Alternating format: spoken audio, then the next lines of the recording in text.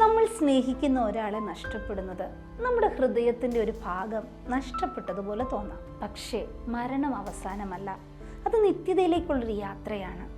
അവിടെ ഇനി വേദനയോ കഷ്ടപ്പാടുകളോ ഉണ്ടാകില്ല.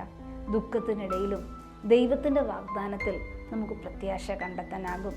ഒരു ദിവസം സന്തോഷം ഒരിക്കലും മങ്ങാത്ത ലോകത്ത് നാം വീണ്ടും ഒരുമിച്ച് ചേരും. അതുവരെ അവർ ദൈവത്തിൻ്റെ പരിപൂർണ സമാധാനത്തിൽ വിശ്രമിക്കുന്നു എന്നറിവിൽ നമുക്ക് വിശ്വാസത്തോടെ ഉറച്ചു നിൽക്കാം. യേശു അവളോട്, ഞാൻ തന്നെ പുനരുത്ഥാനവും ജീവനുമാകുന്നു, എന്നിൽ വിശ്വസിക്കുന്നവൻ മരിച്ചാലും ജീവിക്കും. യോഹന്നാൻ 11:25.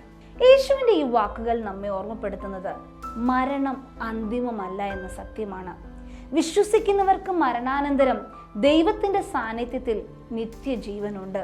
നമ്മുടെ വേദനയ്ക്കിടയിലും ദൈവത്തിൻ്റെ പദ്ധതി നാം കാണുന്നതിനേക്കാൾ വലുതാണെന്നും ഒരു ദിവസം നാം പ്രിയപ്പെട്ടവരോടൊപ്പം അവിടുത്തെ നിത്യമഹത്വത്തിൽ പങ്കെടുക്കുമെന്നുള്ള വിശ്വാസത്തിൽ നമുക്ക് നിലനിൽക്കാം. സ്നേഹം ഒരിക്കലും അവസാനിക്കയില്ല. ക്രിസ്തുവിലുള്ള പ്രത്യാശ ഒരിക്കലും മങ്ങില്ല. ഈ ദൈവീയ വാഗ്ദാനം നിങ്ങളുടെ ഹൃദയത്തെ ആശ്വാസത്താൽ നിറയ്ക്കട്ടെ. ദൈവം നമ്മളെ അനുഗ്രഹിക്കട്ടെ.